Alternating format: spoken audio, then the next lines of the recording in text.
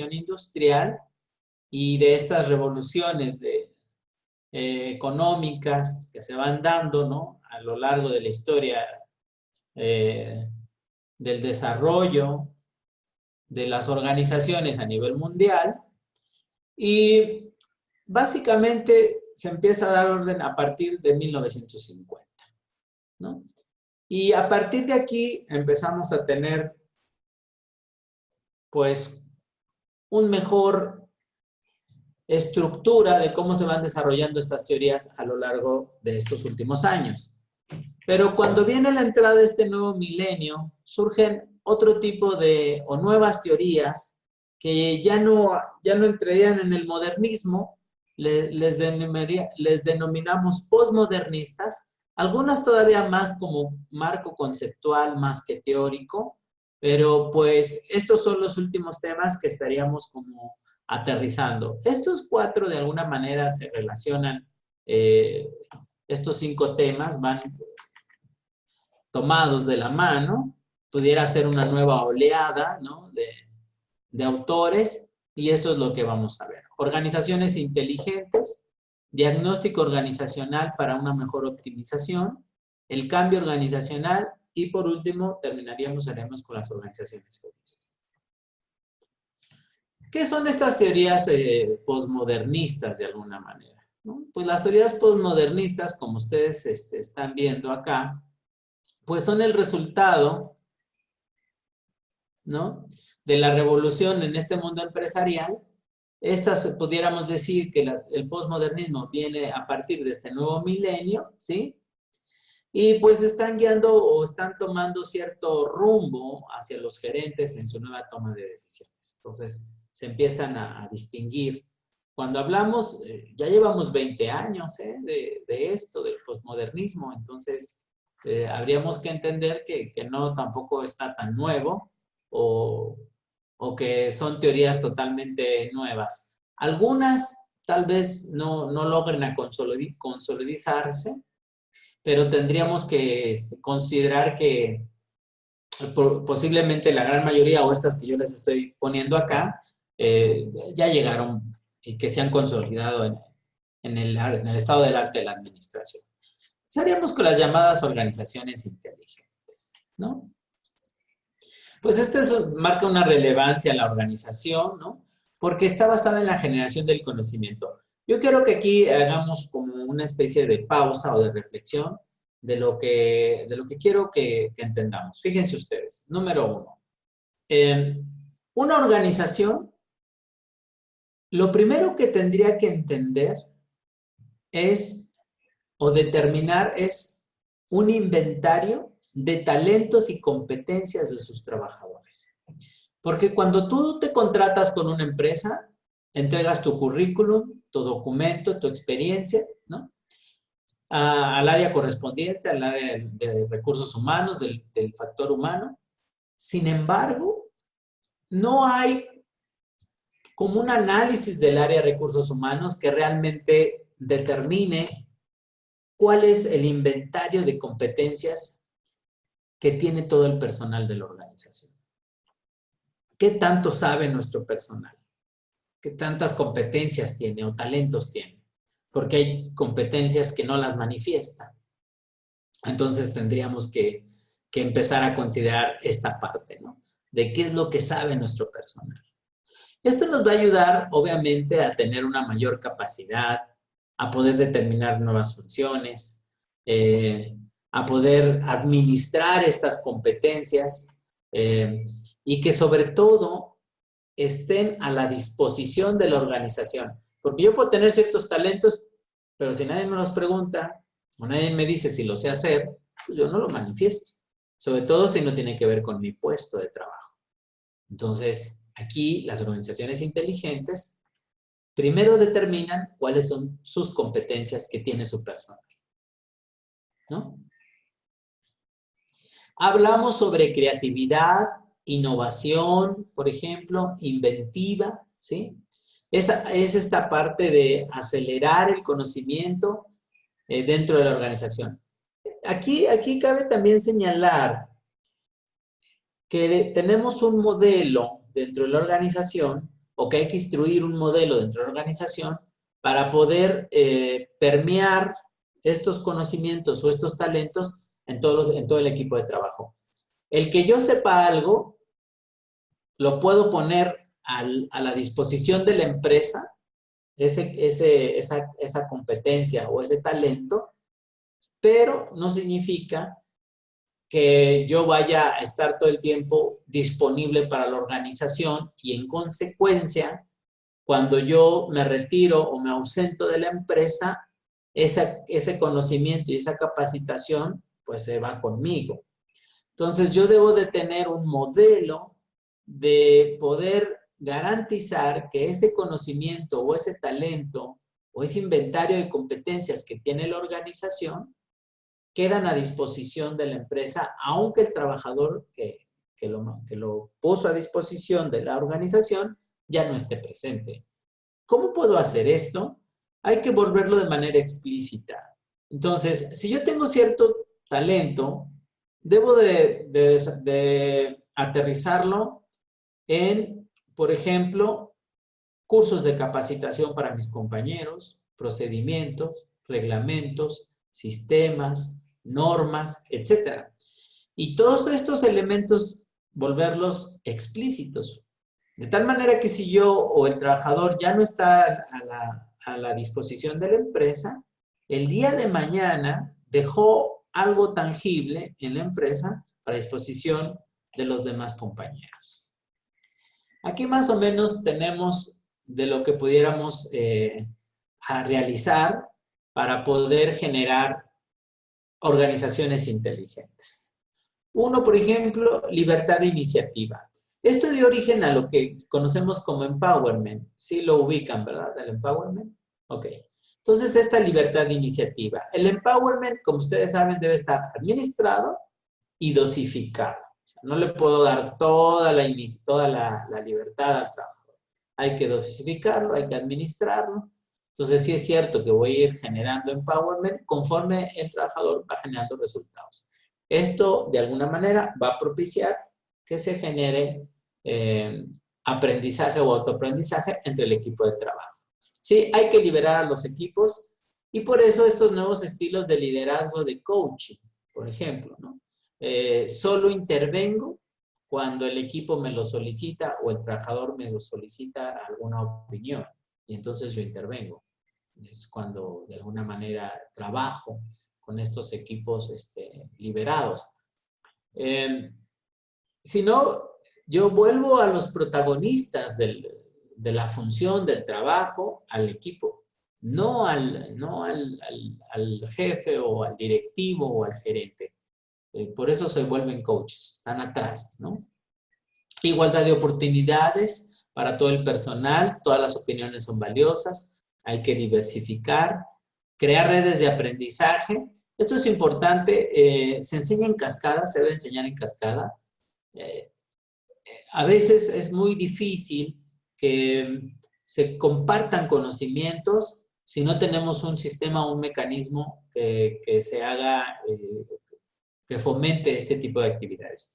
Por eso es importante que si yo mando a un gerente o algún directivo a algún congreso internacional, al regresar tendrá que compartir lo que aprendió, tendrá que hacer un curso para compartir este conocimiento hacia todo el equipo de trabajo. Y también es importante que todo esto esté mediante un sistema. Muchas veces yo conozco una empresa que siempre manda al mismo directivo. Eso desalienta a las organizaciones. Siempre mandan al mismo, pues siempre están capacitando, solo les interesa a esta persona. Yo no soy de su interés. Entonces, debe ser rotativo este asunto para crear estas redes, ¿no? De aprendizaje. Autoconfianza, autonomía, autoconfianza en los equipos de trabajo. Ya hablábamos sobre estos liderazgos abiertos, ¿no? Sobre todo basado en coach, y que la organización esté abierta y conectada, ¿no? Yo aquí les traigo entonces más o menos cómo puedo gestionar este aprendizaje organizacional. Pudiéramos empezar uno sobre generar capital intelectual. Es decir, la gestión del conocimiento debe de generar productos tangibles. Y cuando hablamos de capital intelectual, entonces hablamos que se deben de generar franquicias, se deben de generar modelos de negocio, patentes, propiedad industrial, derechos de autor, denominaciones de origen, ¿no? Para generar capital intelectual. Fíjense, si mi modelo de negocio funciona, ¿no? Este es lo suficientemente enriquecido, ¿no? Yo hago una franquicia y entonces tal vez ya ni siquiera me interesaría administrar o vender productos y servicios, sino administrar mi modelo de franquicia. Porque ya generé un capital intelectual. Ya me interesa expandir mi marca, expandir mi modelo, ¿no? La otra parte es capacitación y desarrollo. Ya les digo, hay que sacar a la gente fuera de la organización, a que se capacite, a que se entrene y que regrese y que te lo comparta. Recuerden que conocimiento que no se comparte no tiene sentido, ¿no? Gestión de competencias. Ya hablábamos en algunas sesiones las competencias del puesto, competencias específicas, competencias genéricas, pero también el inventario de competencias. Tomémonos el tiempo de determinar el talento que tiene cada uno de nuestros trabajadores, más allá del currículum oficial. Es decir, busquen en el currículo oculto qué otras cosas sabe hacer. Entonces es importante que se llenen encuestas, por ejemplo, al personal donde le preguntes, ¿te interesa ocupar un puesto de mayor jerarquía en la organización? Y si esta respuesta es afirmativa, la siguiente pregunta es, ¿consideras que con tus conocimientos y experiencias actuales puedes ocupar ese puesto o necesitas de alguna manera capacitación?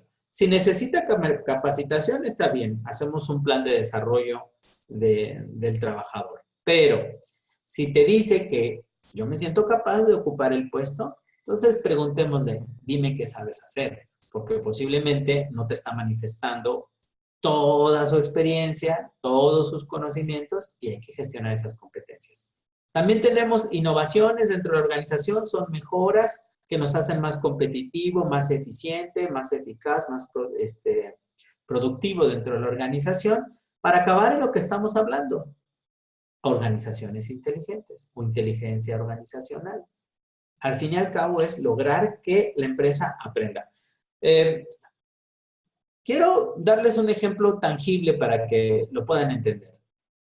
Para mí resulta ridículo que una universidad, por ejemplo, contrate consultoría profesional o asesoría profesional. Cuando dentro de su organización tiene a una serie de profesionales, cualquier número incluso. Por ejemplo, aquí en Uninter tengo entendido que somos 250 profesores. ¿Te has dado cuenta? Nada más decir ese nombre. 250 profesores. Todo el talento que hay disponible en la organización, hay que investigar qué tanto sabe nuestra empresa. Por ahí un directivo de Hewlett Packard decía, si tan solo Hewlett Packard estuviera consciente de todo lo que sabe, otra situación tendríamos de nuestra organización. Entonces, primero hay que estar consciente de todo lo que sabe nuestra empresa, ¿no? Porque eso es lo importante. Para eso está este diagrama, ¿no? Muy conocido de Takeuchi Nonaka, no sé si lo han escuchado. El diagrama de Takeuchi Nonaka de gestión del conocimiento te habla de 4 fases, ¿sí? Como ven ustedes, hay 4 cuadrantes en el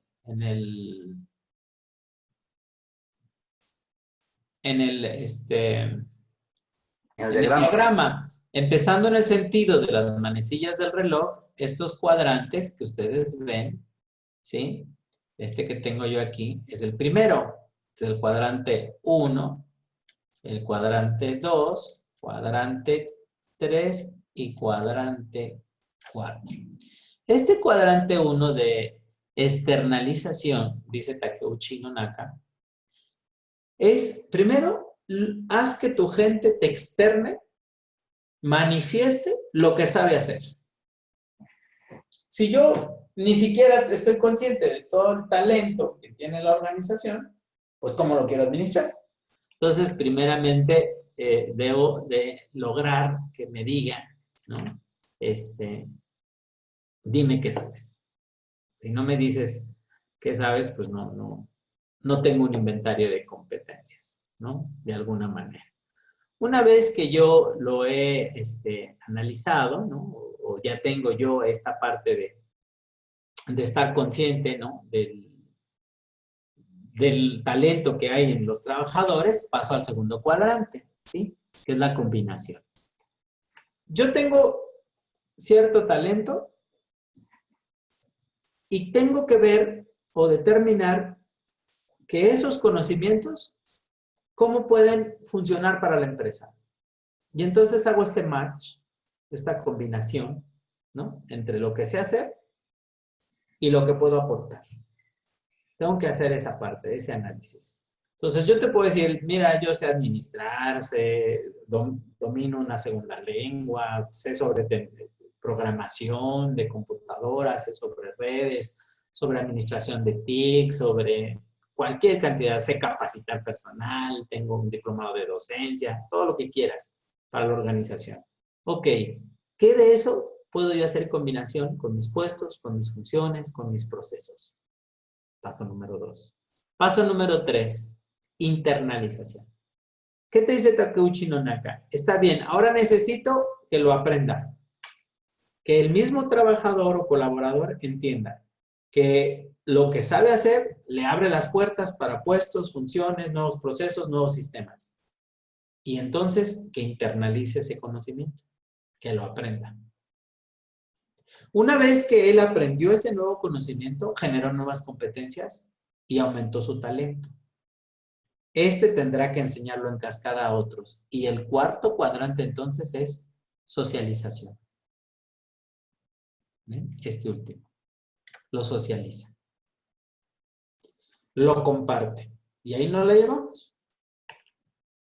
Que es el modelo de Takeuchi Nonaka.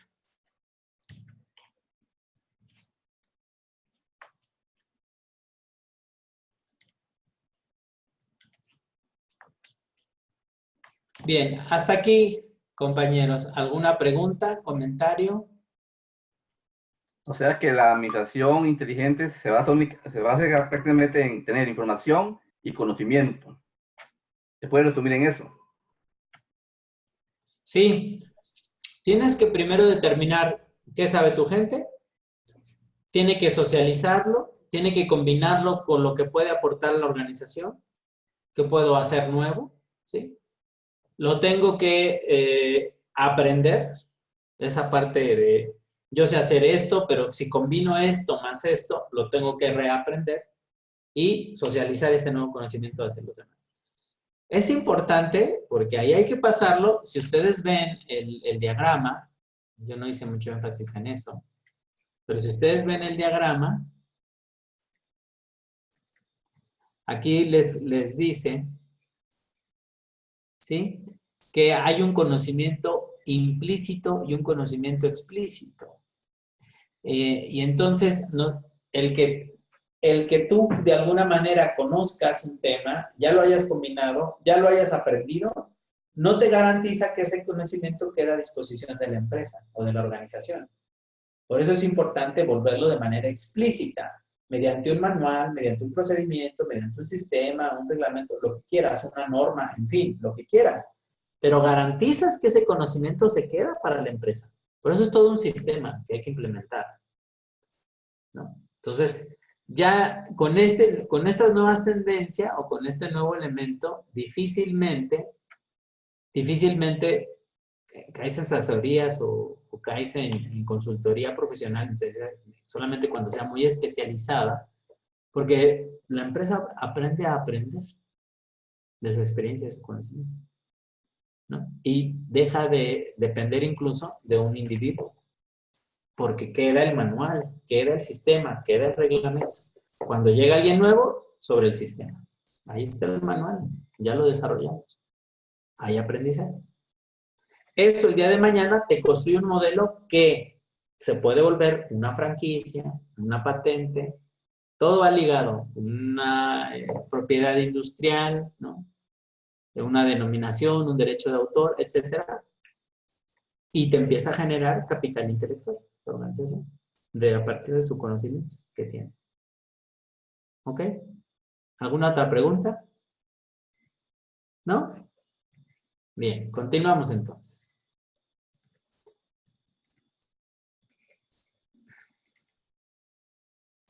Hay crítica, obviamente, como en todas las teorías, ¿no? No todo, de alguna manera,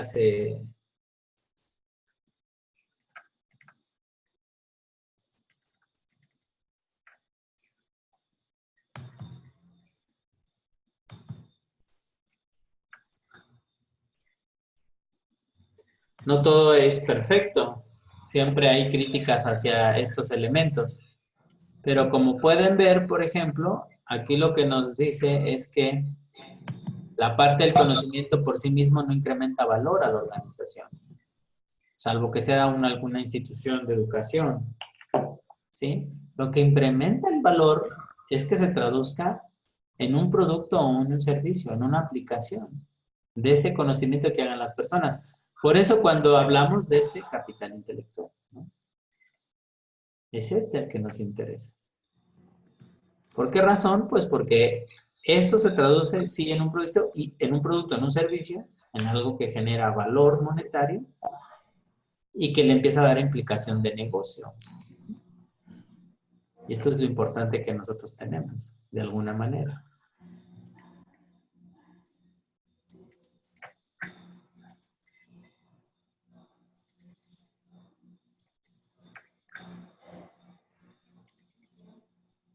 Permítanme.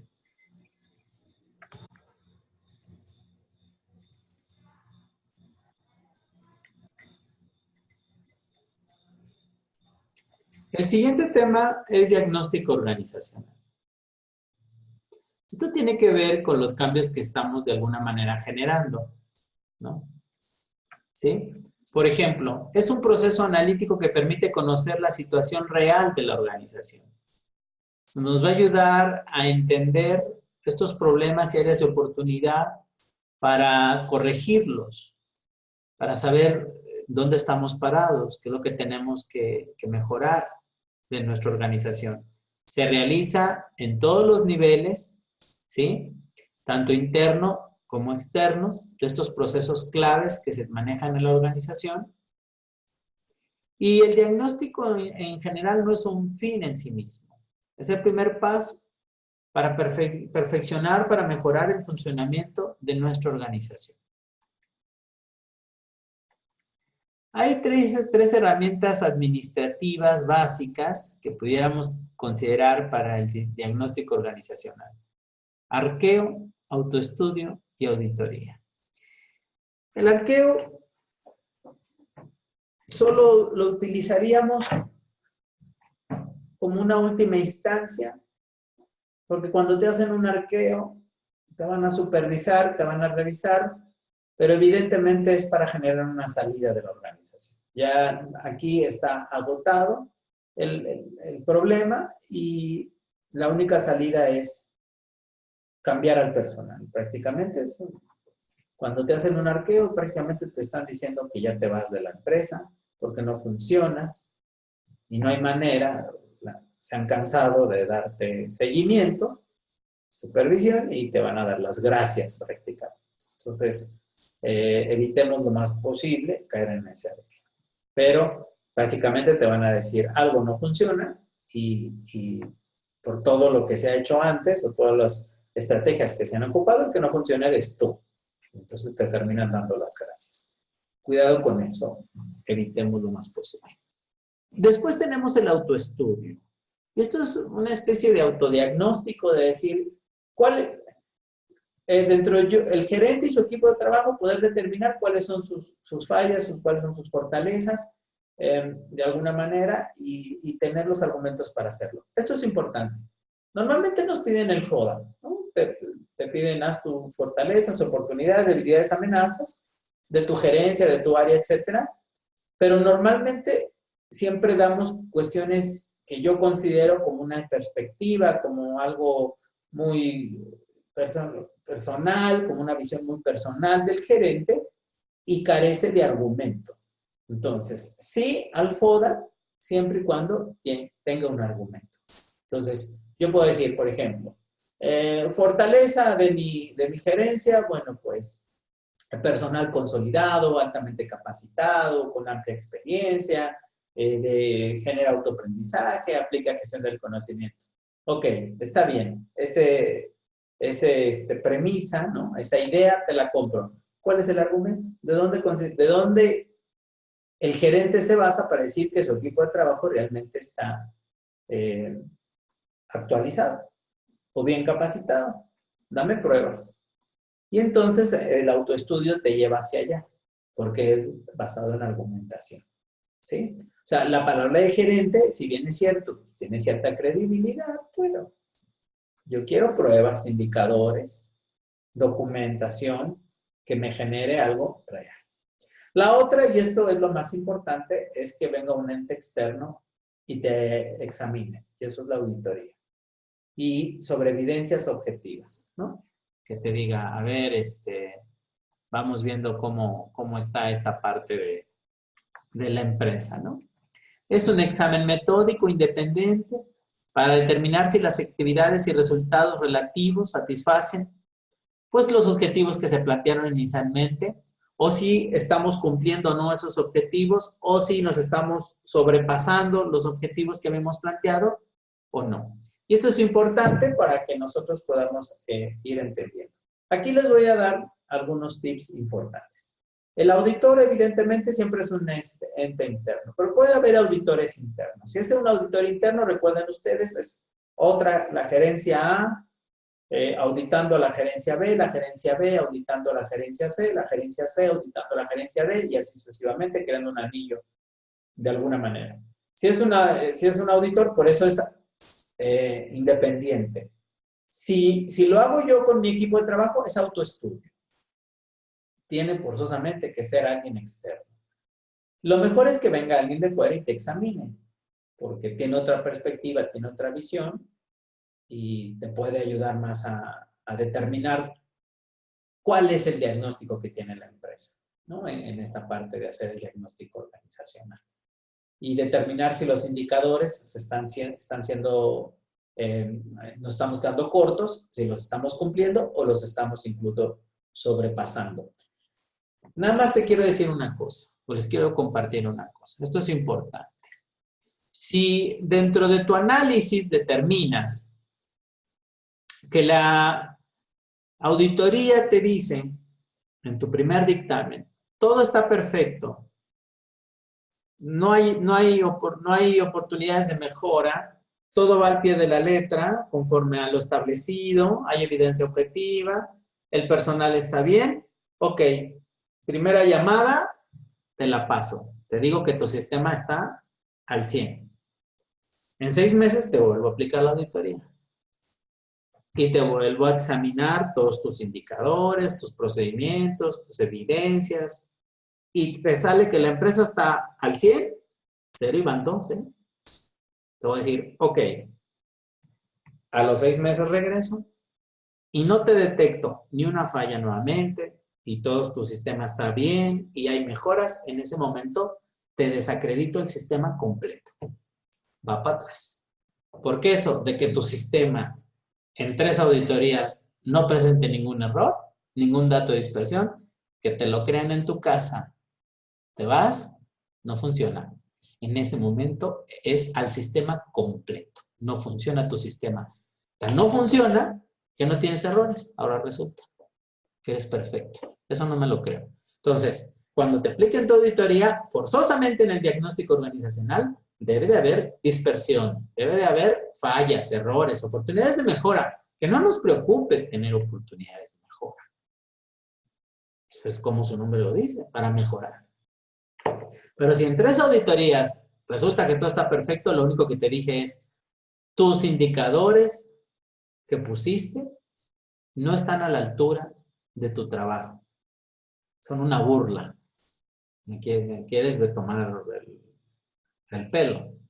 Tienes que elevar los indicadores, por lo tanto el sistema no te lo valido y en ese momento es no conformidad al sistema completo. Te valgo 3 máximo. Bueno, 2, porque la tercera ya no te lo valgo. Te lo echo abajo. Y eso implicaría que para la siguiente auditoría, lo que me debes de presentar como mejora es la revisión del sistema completo con indicadores nuevos, porque se supondría que los indicadores que tenías fueron superados. Ese sería el diagnóstico. ¿Ok? Entonces debemos ser muy cuidadosos cuando decimos, ay, no tuve mejoras, preocúpate. Porque luego decimos bien contentos, salí limpio, sin mejora. Mi equipo es muy eficiente, muy productivo. Está bien, pero te quedan 2. Y si no te encuentran fallas, te voy a decir que tu sistema no funciona. Es decir, te lo pusiste tan facilito, tú mismo como directivo, como gerente, que todo el mundo lo aprueba. Cuidado con eso. ¿Sí? Al fin y al cabo, ¿qué nos lleva este diagnóstico organizacional? Mitzberg presenta este diagrama que ustedes ven. Es la evaluación externa, la evaluación interna, para determinar amenazas en nuestro sistema, en nuestro modelo de producción, nuestro modelo de negocio, las oportunidades que nos genera este entorno externo que tenemos. Mitzberg viene de Europa, él hablaba mucho de virtudes y flaquezas, pero realmente son fortalezas y debilidades. Él hablaba de virtudes y flaquezas, exactamente lo mismo, ¿sí? Tendríamos que determinar cuáles son los factores claves de éxito de nuestro sistema, de nuestro modelo, ¿sí? Cuáles son sus características, ¿sí? Para generar estrategias que hoy en día van reforzadas con una responsabilidad o filosofía institucional basada en valores, basada en competencias, basada en emociones, basada en una responsabilidad social para generar un modelo estratégico o una administración estratégica que nos lleve o nos garantice el éxito del negocio, ¿no? Que sería como el modelo básico de lo que habla Mitzberg para este diagnóstico organizacional. Al fin y al cabo, lo que buscamos es una organización óptima, ¿sí? Aquí viene lo que hemos tratado o he tratado de que platiquemos todas estas semanas. Se trata de eliminar procesos. Se trata de reingeniería administrativa para hacer más ágil y eficiente nuestra organización. Disminuir costos. Desperdicio de recursos. Gestionar mejor nuestra empresa, ¿verdad? Esto, recuerden, lo hablamos desde el primer contexto, aplicando tecnología, que sea disponible para el mercado y para la organización, que agilice acciones, que nos lleve a cumplir nuestra misión, nuestra misión y visión organizacional. Sí, funcionan mucho, por ejemplo, las llamadas APPs para elementos móviles, ¿no? Para dispositivos móviles. Esta estrategia entonces nos lleva, o una de las estrategias más comunes que tenemos es el llamado downsizing. El downsizing es reducción. Reduzcamos todo lo que podamos. Esta es de las más comunes que ustedes creen. Lo que pasa es que antes pues, no tenía un nombre tan rimbombante, pero no es más que reduce. Una de las estrategias más comunes cuando quieres optimizar la empresa es correr 20% del personal, liquídalo. Sácalo, ya no lo ocupamos. Por la tecnología, por las mejoras, por las herramientas, porque no está bien evaluado, porque el sistema se ha robustecido, etc. Y entonces achiquemos la empresa, downsizing, ¿no?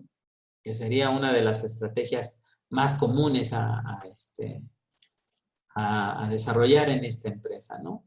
Este downsizing pues debe de nacer de estos constantes cambios, de la alta competitividad, de la globalización. Hay que hacer frente a esto y obviamente, bueno, pues hay que ir optimizando la empresa. Se pudiera decir que es una herramienta gerencial en pro del cambio, del ajuste tecnológico, de la globalización y de la reingeniería o reestructuración de los negocios. Entonces, no tan solo se trata, o la primera estrategia es reducir personal, se aplica en optimización, ¿no? Es achicar la empresa, el downsizing. Pero vean ustedes todo lo que conlleva. Por ejemplo, está a favor del cambio continuo. ajuste tecnológico, globalización. Y al fin y al cabo vamos reinventando el negocio con estas nuevas tendencias de negocio que tenemos. ¿Sí? ¿Cuáles son los objetivos del downsizing o de la optimización?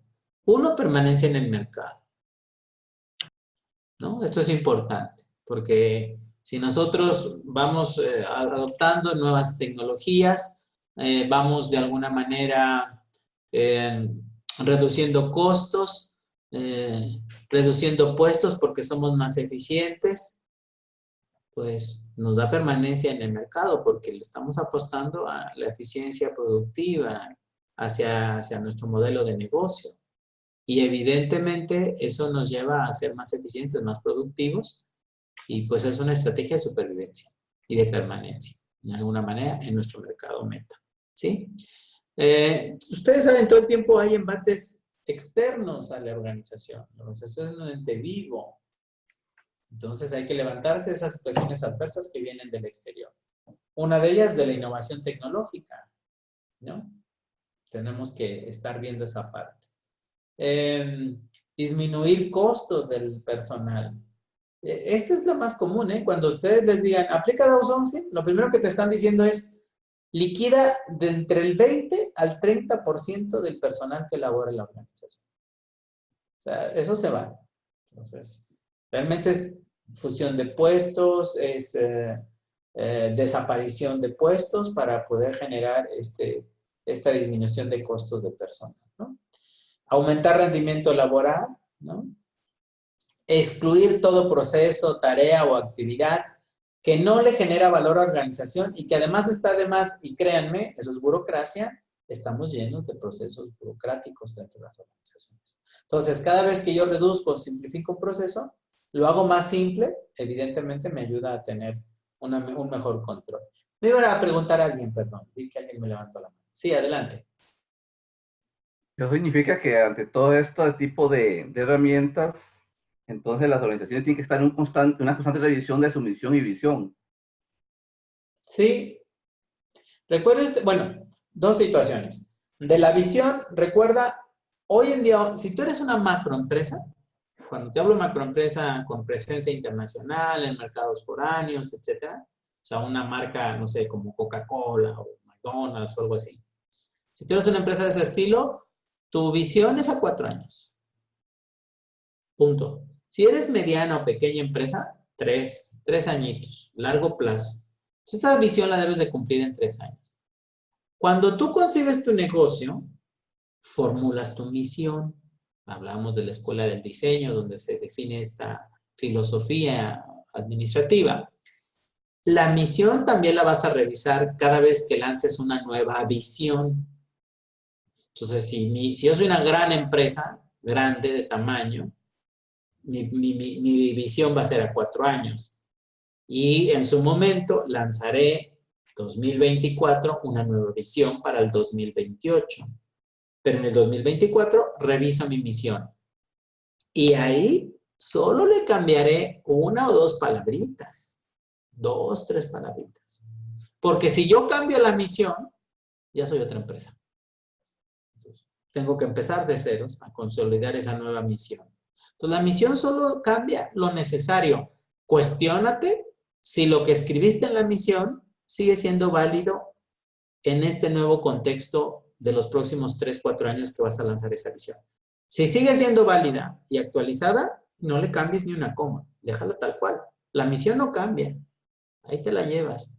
Pero a lo mejor pudiera haber sucedido algo en este transcurso de 3, 4 años. Le agrego una palabrita. Le agrego algo. Por ejemplo, si tú ya tienes, eres una universidad y ya tienes educación virtual, en línea o video, como ahorita, ¿no? Tienes un classroom virtual. Pregúntate si tu visión lo contempla. Y si no, agrégale una palabrita y ya, y quedó la misión. La misión no la muevo porque es la esencia de la organización, ¿no? Es su personalidad, su principal personalidad, su razón de ser. No la puedo estar cambiando cada 4 años. La visión sí, cámbiale toda, deséchala si quieres completa y va una nueva, lo que gustes. Pero cada vez que lances esa visión, Pregúntate si la misión sigue siendo válida.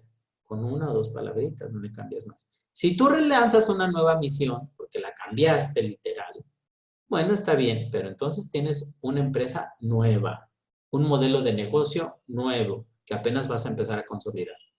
Si no, hay que mantener la misión tal cual, sin tocarla. ¿Ok? ¿Alguien más? Ok, continuamos entonces.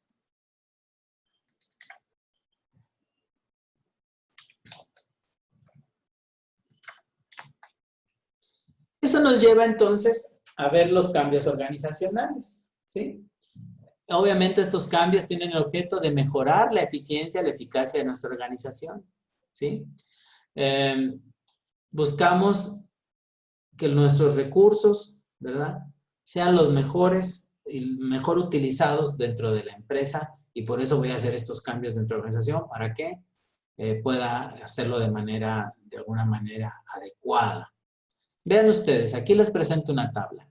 Tenemos dos tipos de cambio, de orientación convencional y de orientación constructiva. El cambio de orientación convencional es un proceso que viene estimulado de fuerzas externas. ¿Ok? Es natural que los sistemas organizacionales traten de mantener su status quo. Estas ven el cambio como algo negativo, como una desintegración organizacional. Incluso hay resistencia del personal para aceptarlo, porque además se ven obligadas, que no viene como una estrategia interna, sino se ven obligadas del exterior. Entonces, pasó algo en el mercado, algún proceso tecnológico, político, social, cultural, económico, legal, que me obligó a generar cierto cambio. Y entonces, trato de hacer el cambio, pero hay resistencia en este punto. Por eso, el equipo de trabajo siempre trata de mantener el status quo. Consideran que en la orientación convencional que el cambio debe ser dirigido, ¿sí? Al igual, máquinas o individuos como sujetos. Y que además este cambio es continuo y que se necesita de esta energía de cambio para poder funcionar. El cambio en la parte convencional lo consideran como un proceso lineal de investigación y desarrollo que hay que saberlo difundir y adoptar en su momento, ¿sí? Cada una de estas fases de investigación, desarrollo, difusión, adopción me genera información para una siguiente etapa. En la etapa constructiva o el cambio de manera constructiva, aquí se ve como algo positivo, ¿sí? La estimulación externa, de alguna manera, ayuda o genera utilidad a la organización. La dirección externa del cambio generalmente impide el cambio y más que promoverlo, ¿no? Aquí la dirección externa del cambio, la organización lo analiza y lo va administrando y en consecuencia sabe cuándo adoptar un cambio y cuándo no. Por eso no lo promueve, simplemente lo está analizando y sabe cuándo adoptarlo. Ahorita voy a profundizar sobre esa parte. Vean ustedes, ¿por qué es un proceso, por ejemplo, en el cambio constructivo es un proceso no lineal? Fíjense, aquí hablo de un concepto interesante. Dicen que el cambio viene de un proceso hermenéutico dialéctico. ¿Qué quiere decir esto? Hay que interpretar lo que está en la literatura sobre el tema o el cambio que se está analizando, llámese político, social, cultural, tecnológico, etc. Entonces tiene diferentes puntos de vista, diferentes aplicaciones, diferentes contextos, diferentes afectaciones, ¿sí? Y entonces yo debo de llegar a cierta conclusión, de ahí llego a una síntesis de toda esta hermenéutica que está en el estado del arte, del tema que se está analizando. Y en consecuencia, en esta hermenéutica, en esta dialéctica o interpretación, yo llego a cierta conclusión, a cierta síntesis y sabré cuándo o no considerar ese cambio. Por eso no es lineal. En el otro sí lo adopto prácticamente. Acá no. Aquí tienen diferentes niveles que se dan respecto al cambio. El nivel estratégico. Si el cambio es a nivel estratégico, este supondría, perdón, Este supondría cambio o propuesta de nuevos objetivos de la organización, de su visión y su misión que tendríamos que analizar, si es estratégico. Si el cambio es estructural, plantea cambios en la comunicación, en la autoridad, en la coordinación, en los puestos, en la estructura organizativa de lo que estamos haciendo. Si el cambio es técnico, obviamente abarca toda la parte tecnológica que se está dando hacia el interior y hacia el exterior y que puedo yo modificar. Y si el cambio es del factor humano, evidentemente hablamos sobre personas, ¿sí? Y aquí habríamos de generar estos cambios o estas competencias que incluyen habilidades, expectativas, experiencias, comportamientos, etcétera, de los equipos de trabajo, ¿sí? Y que se necesitan desarrollar estos nuevos talentos para generar el cambio dentro de la organización. Tal vez la reingeniería, los modelos de ingeniería industrial que nos hablan sobre estos mantenimientos nos pueden llevar a ver cuándo tomar la adaptación y la perfección de lo que está sucediendo en el mercado. Los dos primeros, pues ustedes me imagino que los ubican, mantenimiento preventivo, correctivo. O sea, el preventivo, evidentemente, antes de que presente errores, el correctivo, pues se presenta el error y entonces hago el cambio necesario. Pero, ¿cuándo hago una adaptación? Entonces, lo primero que te dice el mantenimiento adaptativo es las condiciones dentro de la organización están dadas para adoptar nuevas tecnologías, nuevos métodos, nuevas herramientas, nuevos elementos. Si es así, hagámoslo, ¿no? Pero muchas veces tú adoptas elementos tecnológicos, los adoptas y resulta que no se puede instalar porque las instalaciones no te dan, el talento humano no te da, el sistema que tienes no te da. Y entonces tienes ahí infraestructura ociosa, una inversión que solo se hizo y que de nada te sirvió. Antes de adoptar la tecnología o los cambios que tú estás generando, primero pregúntate si las condiciones hacia el interior de la empresa, humanas, económicas y materiales, te dan para adoptar esos cambios. Y si sí, aplícalo. Si no, pues no es momento, ya se dará. Prevén, corrige lo que tengas que corregir.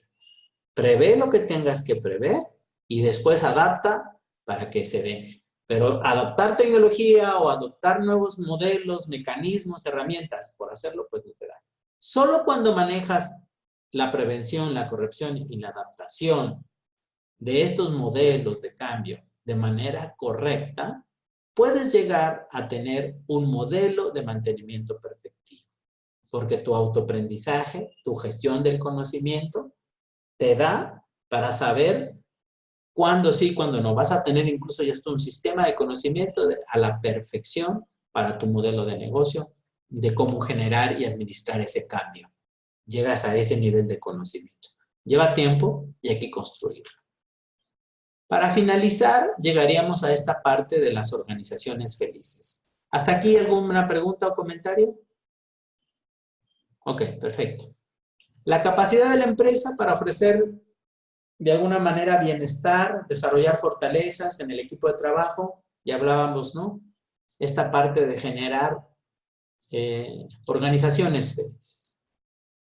Parece un tema medio cursi, pero ahorita les voy a decir cuáles son estos indicadores. Por ejemplo, las empresas felices, ¿qué es lo que buscan?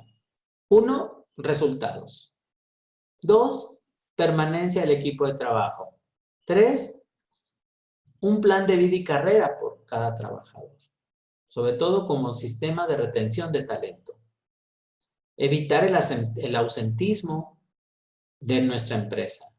Satisfacción del cliente. Calidad en la producción, en los errores y reclamaciones, es decir, un sistema de gestión de calidad robusto que evite estos elementos, sobre todo de errores y de reclamaciones. El retorno de inversión económica, retorno de inversión humana y recursos tan intangibles, innovación, mejora, producción, y una mejor comunicación interna. Como ven, son elementos organizacionales tradicionales. Pero, ¿de qué hablamos, no? Fíjense, por ejemplo, les dejo esto para que lo analicemos. De acuerdo con investigaciones realizadas por la revista Harvard Business, o la revista de negocios de Harvard y el grupo Gallup, los colaboradores que sienten cierto estatus de felicidad generan 31% más de productividad, 44% mayor retención, 300% mayor ejercicios de innovación e inclusive llegan a reducir hasta un 125% el síndrome del burnout, que es estrés laboral, ¿no? Y esto es importante. Entonces, ¿qué busca la gente en las organizaciones felices? Busca un salario emocional. ¿Qué es el salario emocional? Son todas aquellas retribuciones no económicas que el trabajador puede obtener de la empresa y cuyo objetivo es incentivar de forma positiva la imagen que tiene sobre su ambiente laboral. Son estas empresas preferidas por las nuevas generaciones, sobre todo por millennials, ¿sí? Que hacen que los trabajos se vuelvan los mejores lugares para trabajar. Entonces, no es suficiente obtener un salario económico. Necesitan ser recompensados de otro tipo de situaciones, porque para ellos es importante el sentir una satisfacción tanto profesional como personal, o incluso hasta familiar. En consecuencia, lo que buscan estas organizaciones felices es que su trabajador se desarrolle de manera integral, que no nada más se desarrolle o se le conceda solo un capital de trabajo económico, sino que él se sienta de alguna manera feliz dentro de su organización. Por eso estas frases de que no se puede ser feliz solo en la vida personal, sino para alcanzar la plenitud clave, hay que hacerlo tanto en lo personal como en lo profesional. Porque está demostrado que el ser humano es holístico. Ahora, todo esto nos va a llevar a cambios de paradigmas dentro de las organizaciones que apenas estamos empezando. Porque si de por sí es complejo trabajar o desarrollar elementos, ¿no?, de productividad, de calidad, de eficiencia, eficacia, etcétera, ahora también tienes que preocuparte por generar condiciones, sobre todo en estas nuevas generaciones, y nuevas entre comillas, para que también se sientan emocionalmente estables, felices, y perciban que están recibiendo un salario también emocional, además de un salario económico, para que puedan generar el mejor talento y ponerlo a disposición de la organización. Entonces eso hay que empezarlo a trabajar dentro de las empresas, ¿no? Es importante también considerar en esta parte de las organizaciones felices que la felicidad tiene cierta cuestión personal. Entonces, hacer un modelo dentro de la empresa que garantice cierta estabilidad a todo el equipo de trabajo es complejo. Pues es importante que se haga mediante un sistema de retención que considere solo al personal que te interesa retener y con él trabajar un modelo individualizado que sea motivante para que lo retenga. Recuerden que esto aplica para los millennials, nada más que quiero aclararles que ya no hay baby bloomers. Hoy las organizaciones están trabajando ya con puras millennials. O sea, porque siempre decimos, no, pues es que ahí vienen los millennials. No, los millennials están tomando decisiones, ya están laborando. Ya las demás generaciones quedaron afuera, ya están dirigiendo este mundo o este planeta. Entonces, ellos son los que traen estas nuevas ideas y habría que considerarlas. Compañeros, ¿alguna duda o pregunta? Amalín, dime.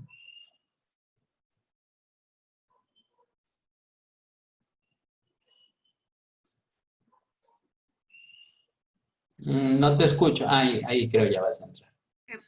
Una preguntita, profesor. Sí. Con respecto, bueno, a esa estrategia del downsizing, recuerdo que había visto también el right sizing, que era como algo muy similar, pero como menos drástico, por decirlo de alguna manera. Escucha. Si me repites tu pregunta más fuerte, por favor.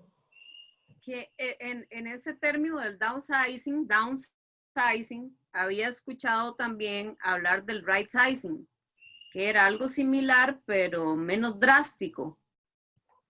Pudiera ser que encuentres términos, como te digo, todas estas teorías postmodernistas apenas se están consolidando, y que encuentres términos donde tengas de alguna manera otros parámetros, ¿no?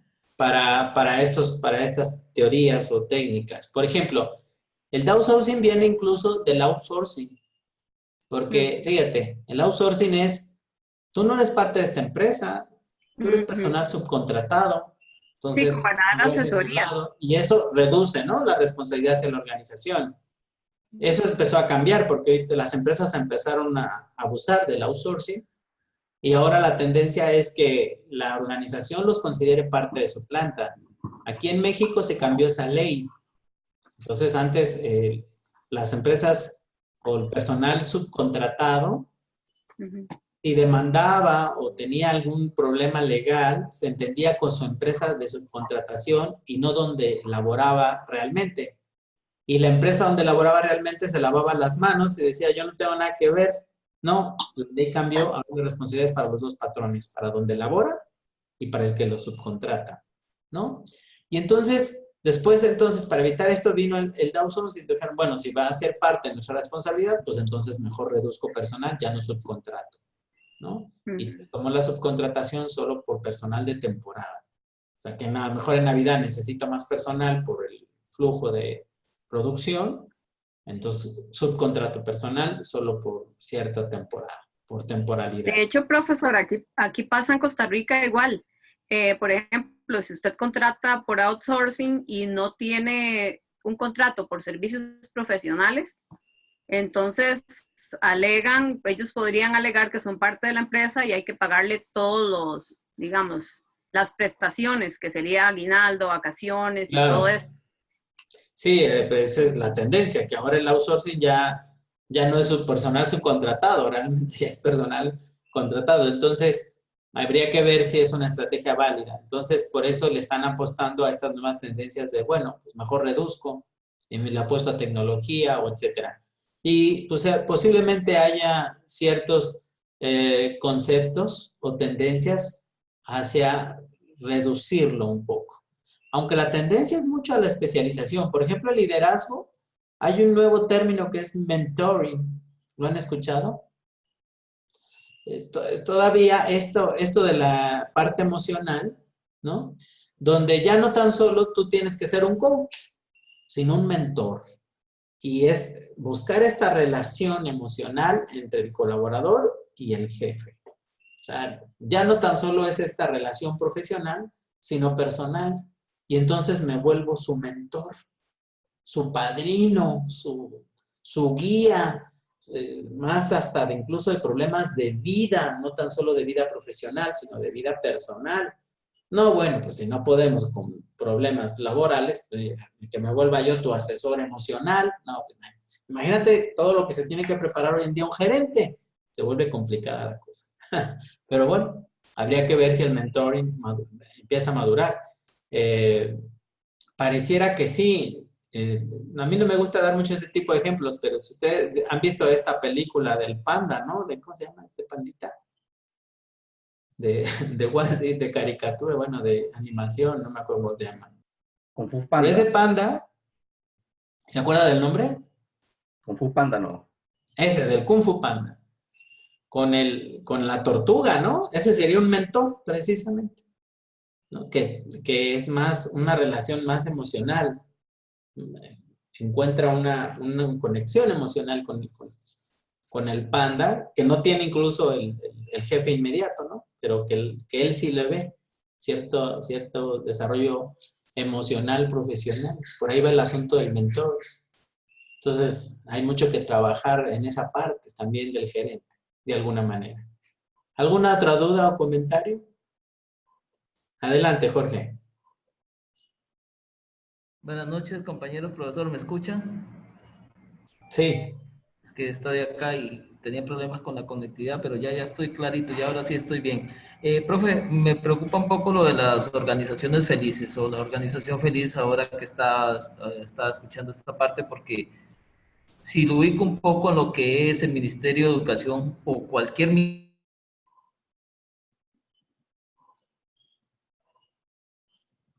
Pero ahí se nos congeló, Jorge. ministerio. ¿Me escucha, profe? Sí, ahí ya, otra vez. Ok, sí. No, es que decía que con respecto a los millennials, en lo que son los ministerios, hablemos del Ministerio de Educación Pública, digamos que son instituciones que ya las conocemos, cuesta mucho que se reinventen, están estáticas. ¿Qué irá a pasar? Digamos, eso es lo que hace rato le hago números, ¿verdad?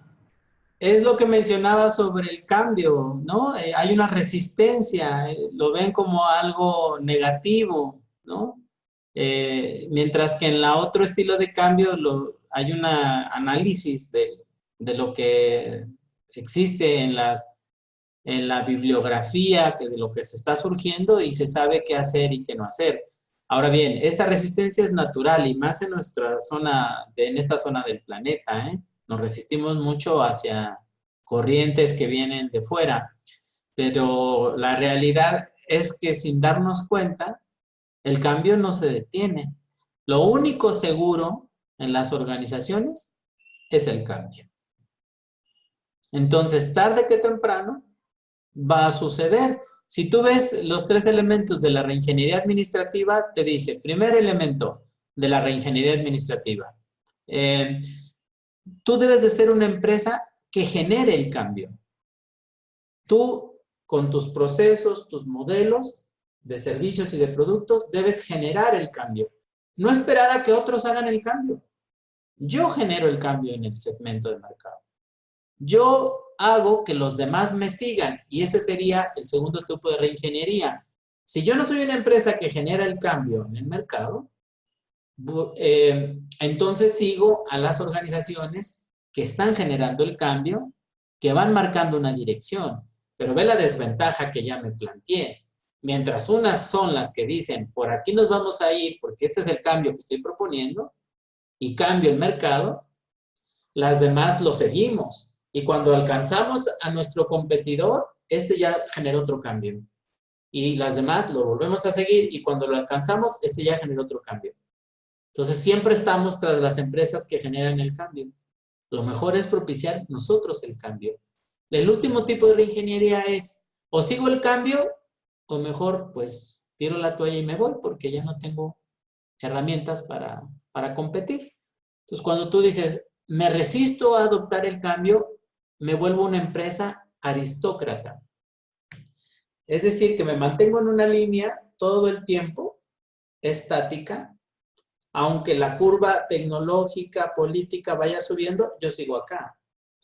En algún momento vendrá mi declive. Saldré del mercado. Ejemplo, tienes Kodak con su cámara, ¿no? Con su tela de película. Y luego incluso porque Fujifilm metió las cámaras fotográficas y Fujifilm siguió con esto de las cámaras y luego también le vino a ellos el cambio con los teléfonos celulares, porque ahora ya nadie compra cámaras fotográficas digitales, todo está en el teléfono. Y Fujifilm debió de haberse metido a desarrollar teléfonos celulares. También le pasó lo mismo que a Kodak. Entonces, se vuelven empresas aristócratas y en algún momento cae el declive, porque esta curva del cambio no se detiene. Sigamos el cambio. Cuando usted me dice, hay resistencia, sea llámese personal u organizacional, si tú te resistes al cambio, tarde que temprano te van a dar las gracias porque eres obsoleto, vienen nuevas generaciones, o dos, la organización va a tender a desaparecer, tu gerencia va a tender a desaparecer, tu área va a tender a desaparecer, porque no hay lugar para los que se están quedando atrás. Aunque se oiga drástico, decía Malin. Sí, pero así es. Y las organizaciones y el ambiente externo no son madres de la caridad. Nos van a golpear. Entonces, o buscamos estrategias como el modelo de Misberg que les enseñé, ¿no?, que actualicen nuestra misión, nuestra visión, nuestros valores, nuestra responsabilidad social, y le entramos y buscamos cómo adoptar el cambio, o quedamos fuera, tarde que temprano. Nos come el entorno. Entonces, pues mejor adoptemos el cambio y busquemos que las empresas pues logren este desarrollo integral buscando cierta estabilidad emocional, felicidad de los trabajadores. ¿Alguna otra pregunta, compañeros? Compañeros, ha sido un placer compartir con ustedes estos 4 viernes. Espero haber sido de utilidad para ustedes. Yo el día de mañana, como ustedes saben, le toca a la maestra Mayanina escucharlos.